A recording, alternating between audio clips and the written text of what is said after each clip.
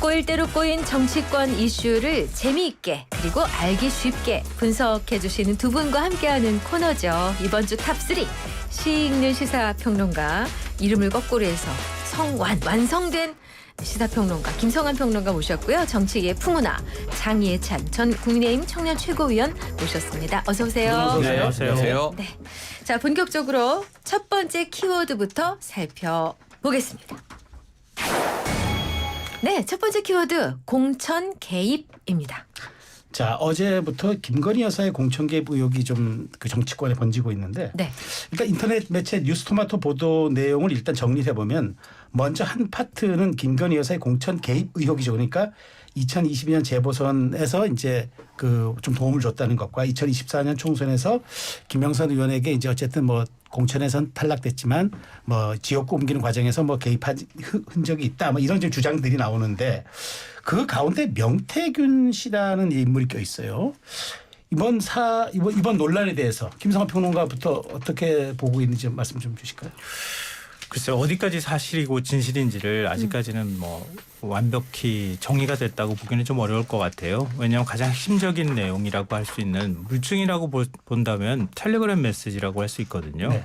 그러니까 김영선 의원과 김건희 여사가 주고받은 메시지인지, 아니면 지금 명태균이라고 하는 일종의 뭐 선거 브로커라고 불리는 네. 사람인데 그 사람과 김건희 여사가 주고받은 메시지인지 이게 정확하지가 않은 상황이기 때문에 아직 그 텔레그램을 확인하지 않은 상황에서 공천 개입했다 이렇게 단정적으로 표현하기는 좀 어렵다. 네. 다만 김건희 여사의 관계 뭐 뒤에 이제 또 말씀드릴 기회가 있겠지만 네.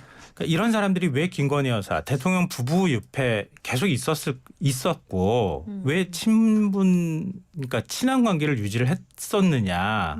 그리고 어찌 됐든 간에 이런 사람이 대통령하고 직접 통화했다고 하는 메시지를 다른 사람한테 들려준다거나 이런 행위들이 왜 벌어졌는가, 이건 한번 좀 짚어봐야 할 필요가 있다고 생각해요. 그러니까 계속 대통령 부부와 관련돼 있는, 특히 김건희 여사와 관련돼 있는 여러 가지 이슈나 논란이 생산되고 있는 상황이잖아요. 그런 면에서 지금 대통령실과 여권에 상당히 안 좋은 이슈가 될 것이다 이렇게 생각합니다. 네. 그러니까 저는 이런 부정적인 이슈나 논란이 제기되는 것 자체에 대해서 상당히 유감이고, 네. 한편으로는 여러 가지 경제 상황이나 이런 안보 상황에 대해서 집중해야 될 정치권이 네. 또다시 지나간 이 혼탁한 일로 뉴스를 뒤덮는 것 같아서 정치인의 한 사람으로서 국민들과 청취자분들께 좀 죄송스러운 마음이 드는데요. 다만 허술한 보도 실패한 공작이라고 표현을 할 수 있을 것 허술한 보도 같습니다. 실패한 공작. 이게 네. 사실 정상적인 언론사에서 데스킹 통과하기 쉽지가 않습니다.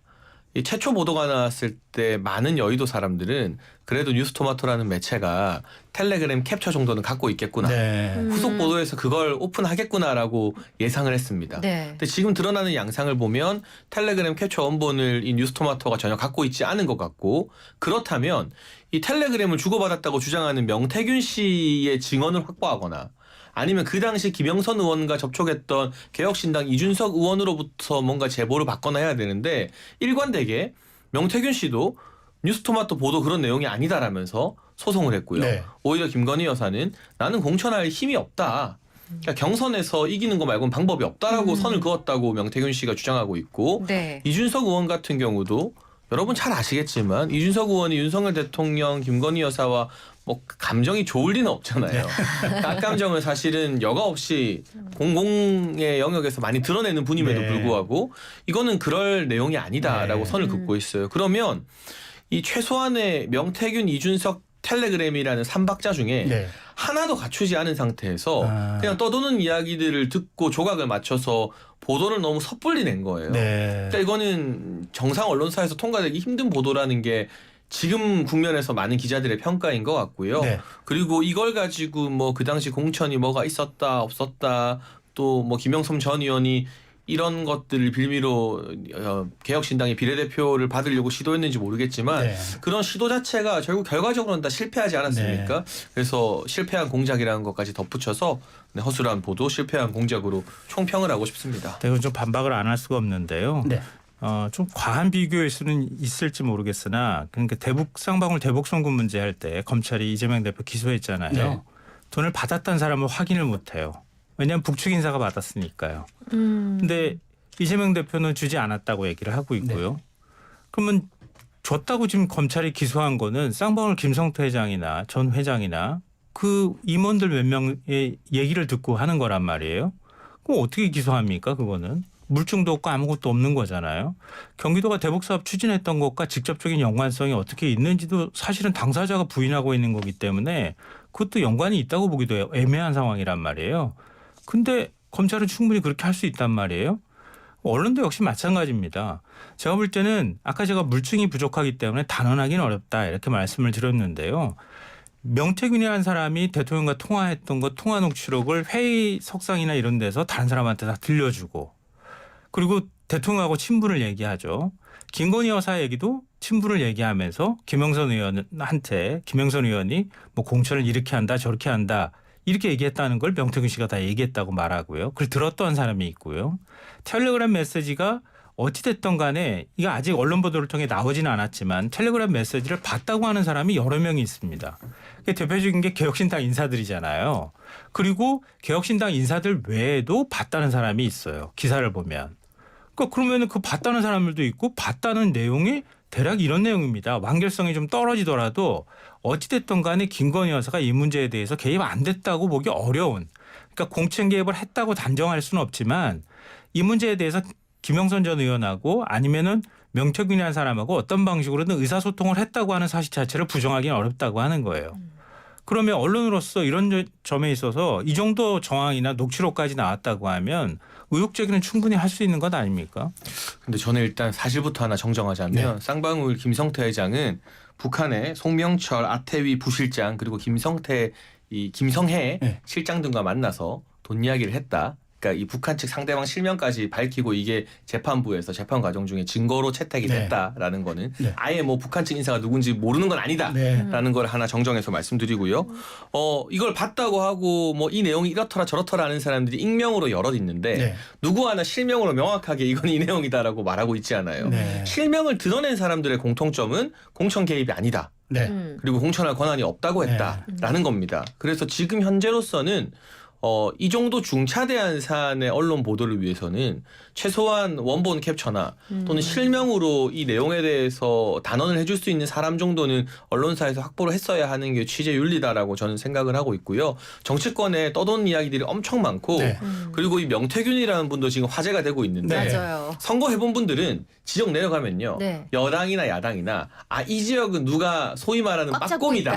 꽉 잡고 있다. 이런 분들이 몇 명씩 있어요. 그러니까 정치 때마다 홍보라던가 뭐 선거 공보를 인쇄해주면서 컨설팅도 해주고 먼저 다가온다면서요? 그럼요. 유력 인사와의 인맥도 자랑하고 하는데 그러니까 제가 이분을 지칭해서 하는 말은 아니고 보통 이런 정치계 뭐 브로커나 홍보업계에서 일하는 분들이 허풍이 좀 셉니다. 내가 누구와 친하다. 잘한다. 내가 누구한테 말할 수 있다. 내 말 한마디면 뭐 공천 받는다. 이렇게 떠들고 다니는 걸 제3자가 듣고 그거를 진실이나 실제 있었던 걸로 단언하기에는 정치나 선거 현장을 경험해 분들은 그건 너무 신빙성이 약한 이야기인데 취재 소스를 또는 취재원을 조금 더 신뢰가 가는 사람으로 택했어야 이 보도가 진실성이 있는 거 아닌가 하는 아쉬움이 많이 드네요. 그럼 김성환 평론가께서는 뭐 명태균이라는 인물을 어떻게 이해하고 계신지 여쭤보고 싶은데 대통령이 대선 당시에 이 TK 쪽 활동을 위해서 유력 인사들과 접촉할 때 인연이 닿았다 이렇게 얘기가 되고 있거든요. 근데 그 단순하게 인연이 닿았다는 정도 가지고는 설명이 안 될 것 같아요. 왜냐하면 한겨레 신문 보도에 따르면 한겨레 신문이 이전에도 문재인 대통령 사저가 있는 평산마을에서 유튜버들이 막 항의 시위하는 일이 있었잖아요. 그 유튜버들이 대통령 취임식에 초청이 됐다고 하는 사실을 보도한 적이 있어요. 그때도 초청자 명단을 확인했다고 하면서 보도를 한 적이 있거든요. 그래서 당시에 초청자가 누군지 여사님이라는 사실을 보도했었어요. 이번에 그 명단을 다시 한번 들여다본 것 같아요. 제가 보기에는. 그때 명태균이라는 사람을 여사님 추천 몫으로 돼 있다는 거예요. 그게. 그러니까 예를 들면 그냥 선거 과정에서 잠깐 만났던 사람인데 윤 대통령의 부친인 윤기준 교수가 초청이 된 그 주요 인사석 바로 그 인사석에 앉아 있는 거예요. 이게 사진까지 지금 공개가 된 상황이거든요. 그렇게까지 해야 될 필요가 있었을까 이런 생각이 들고요. 보도에 따르면 그 윤 대통령이 그 한남동 관저로 옮기기 전까지 그 아크로비스타에 살았잖아요. 그 아크로비스타에서 들락날락했다. 라는 진술까지 나와 있는 상황이에요. 그러면은 특별한 관계였다고 우리가 추정해 볼 수 있는 거 아닙니까? 그런데다가 명태균이라는 사람이 어느 정도 과장을 했을지는 모르겠지만 명태균이라는 사람이 예를 들어서 김영선 전 의원과 관련해서 그러니까 2022년에 그때 지방선거와 함께 치러졌던 보궐선거 때 그때 김영선 전 의원이 공천하는 과정에 김건희 여사가 개입했다고 하는 네. 얘기 그게 또 녹취록으로 남아 있고요. 그리고 지난 이제 4월 총선 때 그때도 김영선 의원 공천과 관련해서 대화 나눴던 내용. 또 그래서 그 사람이 얘기를 했던 게 주변 사람들한테 다 알려질 만큼 본인 스스로가 공개하고 다녔다는 내용까지 나와 있는 거예요. 그게 날짜별로 아기가 딱딱 들어맞는다는 겁니다. 네. 그러니까 그렇기 때문에 그 관계가 없다고 말하기는 굉장히 어려운 상황이다 이렇게 보여요. 근데 근데 지금 나오는 게 다 정황, 네, 그렇죠. 뭐 소문, 네. 그리고 익명에 뭐 나 이런 걸 들었다. 누가 들었던 걸 또 들었다. 그러니까 이게 사실은 대통령 영부인의 공천 개입이라는 거는 만약에 사실이라면 엄청난 이슈인데 네. 거기에 대해서 보도를 하고 의혹을 제기하기엔 너무나 빈약하다. 이런 식으로라면 저는 하루에도 수십 개의 제가 음모론과 여의도 떠도는 이야기들로 재밌는 뉴스 맛깔나게 많이 만들어서 이 YTN에서 제가 이야기할 수 있거든요. 근데 그러니까 법적 책임을 져야 돼요. 그런 그러다 것들은. 보니까 지금 네. 명태균 씨가 보도 내용을 두고 이제 뉴스토마토를 이제 고소를 했어요. 네. 그러니까 요약하면은 텔레그램 메시지 자체가 없었고 내용을 보면 이제 뭐 자신에게 주고온 문자는 있는데 김 여사는 자신이 힘이 없으니까 경선을 통과해야 한다. 뭐 이런 취지였다는 건데 이러고도 공천 개입이라는 게 그럼 그 방증이 되는 건가요? 전혀 입증이 안 되죠. 그리고 대통령 영부인이 이제 배우자가 나는 공천에 개입할 힘이 없다라고 네. 말했다는 게 명태균 씨의 네, 그 얘기죠. 주장 아닙니까? 네. 그러면 선을 그은 거고 그 이전에 여러 정황을 봐도 사실이잖아요. 네. 그 당시 비대위원장에게 굉장히 중요한 이슈로 사과하겠다는 문자 5번이나 보냈는데 다 일십당하지 않았습니까? 네. 아니, 무슨 힘이 있었겠습니까? 이런 것들이 그 당시 정황뿐만이 아니라 김 여사가 이 명태균 씨에게 보냈다는 문자 나는 힘이 없다. 공천에 나는 개입하지 않는다. 할 수 없다. 다 맞아 떨어지잖아요. 그러니까 그냥 사실 여의도에는 별의별 소문이 다 떠도는데 그냥 이 소문의 집합은 어디 유튜브 가서나 이야기하면 될 일이지 네. 이게 보도가 나와서 야당이 이걸 받아서 특검에 넣니마니 하는 게 저는 한편의 블랙 코미디 같고요. 2022년에 재보선 때 이제 김영선 전 의원을 공천한 것에 대해서도 뭐 이야기가 나오고 있는데 그때 이준석 의원이 국민의힘 대표였고 윤상현 의원이 공관위원장이었습니다. 그렇죠. 네. 그런데 김영선 전 의원 같은 경우는 지금이야 이제 그 수존물 시음으로 좀 많이 알려졌지만 그 이전에 이미 사선을 했고 예전에 이분이 여성으로 한나라당 대표까지 하셨던 맞아요. 분이에요. 그랬죠. 네. 그런데 이제 지역구를 본인의 고향의 경남으로 옮기려고 제가 알기로 뭐 경남지사 경선에도 도전을 타진해보고 예. 계속 그 지역에서 활동을 해왔었기 때문에 이 중요한 재보궐 자리에 가장 경력 있는 사람을 윤상현 의원이 넣은 거지. 그리고 그 윤상현 의원 같은 중진위 공관위원장을 했는데 뭐 이게 누구를 바꾸고 누구 말 듣고 이렇게 해준다. 그 앞뒤가 안 맞아요. 그냥 그 당시 또 도장 찍어주는 최종 대표도 이준석 의원이었고. 그렇죠. 네. 네, 근데, 명태균이라는 예. 사람의 얘기는 굉장히 신뢰성 있게 받아들이시고 다른 사람 얘기하는 것은 너무 신뢰성 없는 것처럼 말씀하시니까 좀 그런데요. 그러니까 저는 앞서 말씀드렸던 것처럼 단정하기는 어렵다. 다만 어떤 방식으로든 소통했다고 하는 흔적이 나왔다고 하는 건 부인하기 어렵다. 이런 거예요. 그러면 김건희 여사가 왜 이런 사람들하고 곁에 두고 서로 소통했는가. 공천 문제에 대해서 어떤 방식으로든 이 사람이 청탁을 했던가. 김건희 여사가 의사표명을 했다는 얘기가 되는 거거든요. 그럼 왜 김건희 여사는 그런 행동을 했을까. 이 부분이 저는 더 큰 악재가 된다 이렇게 보고요. 그리고 아마 지금 이제 그 김영선 전 의원이 공천을 받을 충분한 자격이 있다고 말씀하시면 그 김종영 의원이 굉장히 서운해한 말일 것 같아요. 왜냐하면 예? 누가 김종인 서운해요? 김종인 아니요. 김종양 의원이요. 김종양. 예, 예. 김종인. 왜냐하면 2022년 보궐선거 때도 김종양 의원이 거기서 공천 받으려고 했어요. 거길 김영선 전 의원이 치고 들어간 거란 말이에요. 근데 그 이전에 경남지사 거창 출신이더라고요. 맞아. 그러니까 예. 경남지사를 욕심을 낼 수는 있었지만 김종양 의원은 아예 창원입니다. 고향이. 창원이고요. 네. 그리고 경남 경찰청장까지 했고요. 이력도 굉장히 간단해요. 그 지역에서 그냥 뿌리박고 정치를 했던 사람입니다. 근데 거기에 수도권에서 사선했던 의원이 비례 2번까지 하고 그리고 그 밑으로 가는 거예요. 사실 보통 비례 2번 하고 그 지역구 하기에도 쉽지가 않단 말이에요.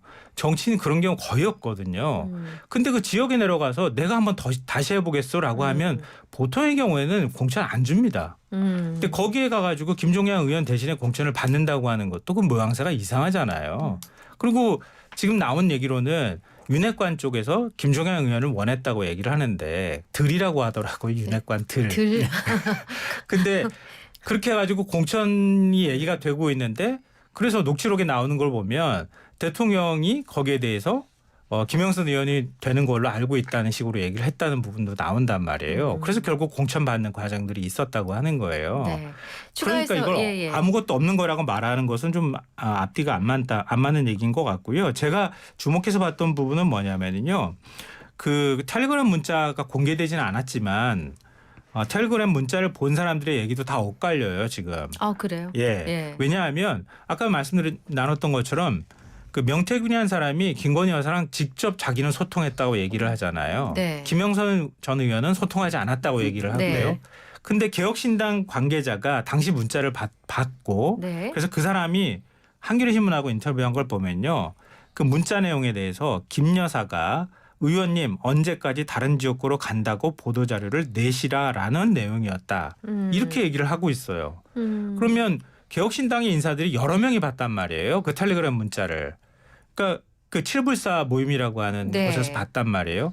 근데 그 문자를 본 사람이 이렇게 얘기를 하고 있다고요. 네. 그러니까 서로 말은 엇갈리지만 이런 코멘트까지 나올 정도로 그 문자에는 김건희 여사가 어떤 방식으로든 개입됐다고 하는 흔적이 나온다고 하는 거예요. 그러니까 이것까지 부인하기는 어렵다고 생각합니다. 근데 처음에는 2024년 이야기를 하다가 네. 안 되니까 이제 2022년까지 거슬러 올라가잖아요. 근데 이제 재보궐이라는 것은 사실 총선 때 판이 열릴 때와는 다르게 네. 정무적인 결정이 좀 신속 긴급하게 이루어지기도 하거든요. 네. 근데 말씀하신 김종영 의원 같은 경우는 24년에 경선 나와가지고 국회의원 되셨잖아요. 네. 그러니까 정말 이 영부인이 비호해서 국회의원이 될 정도의 인사라면 김영선 전 의원이 이번 24년에는 왜 그렇게 맥없이 뭐 지역구 옮기지도 못하고 컷오프를 당했느냐라는 것. 그 당시 지도부와 윤상현 공관위의 정무적 판단이었다라고 당사자들이 다 말하고 있는 마당에 이 당사자들이 얼굴과 이름 걸고 하는 이야기를 뒤집으려면 확실한 물증이나 아니면 또 다른 확실한 제보 증언이 필요한데 한쪽에서는 전부 다 자기와 직위와 이름 얼굴 걸고 이해관계가 다르고 감정도 안 좋은 이준석 뭐 윤상현 그 당시 지도부 뭐 이런 사람들이 다 아니라고 하는데 이 사람들이 다 한편이 아니에요. 다 서로 감정이 안 좋은 사람들이잖아요. 국힘에 있다가 싸워서 나가고 했으니까. 근데 반대쪽에서는 물증도 없이 그냥 익명의 누구 익명의 관계자로만 나오니 이거는 비례성에 있어서도 지금으로서는 무게가 전혀 안 맞는 것 같습니다. 그렇게 말씀하신 것처럼 이른바 7불사 회동에 대해서 개혁신당 김 전 의원을 만난 건 인정하는데 근데 보도 내용과는 다른 뭐 완결성도 떨어지고 그다음에 김영선 의원이 일방적으로 제안했지만 거절한 걸로 지금 이런 시나리오가 되고 있거든요. 그 이 부분은 어떻게 보세요? 그러니까 이것도 좀 관계자 말이 다르잖아요. 이준석 의원은 그 별로 그 뭐랄까 개입했다고 볼 만한 정황 정도는 아니었는데 이런 식의 지금 얘기를 하고 있단 말이에요. 네. 근데 어찌 됐든 간에 김영선 의원이 개혁신당으로 당적을 옮기려고 했고 그러니까 본인이 이제 컷오프가 된 상황이었으니까요. 그렇게 해서 그 옮기는 과정에서 텔레그램 메시지를 폭로하려고 시도했고 이것 자체는 뭐 부인하기 어려울 것 같아요. 근데 그 텔레그램 메시지에 대해서 서로 평가가 다른 거. 아까 제가 개혁신당 관계자 말씀을 제가 전해드렸었잖아요. 그러니까 이준석 대표 입장하고도 또 다른 개혁신당 관계자의 얘기가 나온단 말이에요. 그러니까 굳이 제가 추정을 하자면 이준석 대표 입장에서는 그러니까 그렇게 총선 국면에서 만약에 김건희 여사의 공천 개입 흔적이나 아니면 의혹을 충분히 제기할 수 있을 만한 문자를 확인했다고 한다면 일종의 뒷거래를 했다고밖에 볼 수 없는 정황이 될 수 있다는 거예요. 그러니까 이준석 의원 입장에서는 어떤 방식으로든 이게 큰 사안이 아니라고 지금은 얘기할 만한 상황에 놓여 있다. 이걸 우리가 좀 감안하고 이준석 전 대표의 얘기를 우리가 들어야 될 필요가 있다고 생각합니다. 어찌 됐든 간에 서로 간에 접촉도 하고 비례 1번을 주니 3번을 주니 이런 얘기까지 오고 간 건 뭐 부인하기 어려운 것 같아요. 그럼 이준석 의원의 그 지금 스탠스, 지금 입장이 약간 톤 다운된 것 같이 보이는데 그거 왜 그런 거죠? 근데 그걸 예. 진짜 별게 아니라서 별게 아니라고 하는데 이준석이 뭔가 캥겨서 별게 아니라고 한다라고 그냥 주장을 해버리면 할 말이 없어지는 거예요. 제가 이준석 의원과 얼마나 악연인지는 설명 안 해도 웬만한 청취자들은 다 아실 테고 제가 뭐 누구를 편들어주거나 변호해줄 의사는 전혀 없는데 일단 총선이나 선거를 하다 보면 별의별 제보가 다 들어옵니다. 저도 대선 때 대통령과 가까이 있었고 청년 본부장을 했기 때문에 네. 희한한 네. 제보들이 막 당내 제보, 당 밖의 제보 다 들어와요. 네. 그중에 신빙성이 있겠다 싶은 건 저도 뭐 만나본 적도 있고 그러나 확실한 물증이 없으면 안 터트리죠. 네. 못 터트리는 거죠. 이준석 의원 입장에서도 선거를 하는데 다른 사람도 아니고 김영선이라는 무게감 있는 중진 의원이 네. 아주 중요한 이슈가 있다 보자고 하면 그걸 안 볼 수는 없는 거거든요. 근데 본 것까지는 저는 뭐 정치인으로서 어떻게 보면 그건 일이죠. 네. 근데 그걸 보고 나서 만약에 그걸 공작으로 활용을 하거나 어떤 거래가 있었거나 하면 문제가 되는데 네. 지금 드러난 상황만으로는 그냥 논의가 있었을 뿐이지 거기에 대한 추가적인 리액션이라던가 그렇죠. 거래라던가 이런 건 현재로서는 네. 없어요. 제가 살다 이준석 의원 비슷하게 변호를 해주게 되는데 근데 이걸 가지고 아니라 살다. 뭔가 있었을 것이다. 뭐 이 음모가 있다. 이준석은 밝혀라. 이거는 도대체 그 밝히라는 쪽에서 뭔가를 들고 나왔죠. 근데 뭐 그거는 얼마든지 할 수 있는 주장인데요. 정황 하나만 제가 또 말씀드리면 네. 아 그런 일이 있었구나 이렇게 생각하시는 분들이 많을 거예요.